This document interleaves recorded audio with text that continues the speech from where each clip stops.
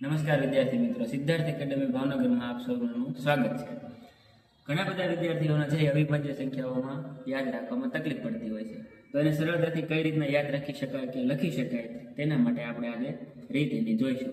એના માટે સૌપ્રથમ છે 6 એકાનો ઘડિયો આવડવો જોઈએ કે 6 એકા 6, 6 દુ 12, 96 સુધી લખવાનું છે. 6 એકાનો ઘડિયો લખાઈ જાય ત્યારબાદ 6 ની પહેલા એટલે કે 5, 6 ની પછી એટલે 7, 12 ની પહેલા 11, 12 ની પછી 3 તમામ સંખ્યાઓ લખવાની રહેશે. પછી છે એ જે વચ્ચેની સંખ્યા છે એને ભૂલી જવાની છે. પછી શું કરવાનું છે કે જેનો એકમનો અંક 5 આવતો હોય એવી સંખ્યા કાઢી નાખવાની. 25, 35, 55, 65, 85 અને 95 આટલી સંખ્યા નીકળી ગઈ. ત્યારબાદ છે એ 7 ના ગુણક વાળી બે સંખ્યા બાદ કરવાની છે. 7 નો વર્ગ 49 અને 7 11 + 77.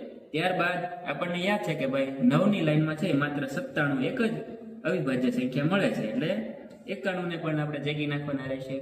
ત્યારબાદ છે 2 અને 3 આપણે ફરજિયાત અહીંયા લખવા પડશે. હવે ગણી લો 1, 2, 3, 4, 5, 6, 7, 8, 9, 10, 11, 12, 13, 14, 15, 16, 17, 18, 19, 20, 21, 23, 24 અને 25. તો 1 થી 100 સુધીમાં કુલ 25 અવિભાજ્ય સંખ્યાઓ આવેલી છે, જે આપણે સંખ્યા યાદ રાખવાની છે. Thank you.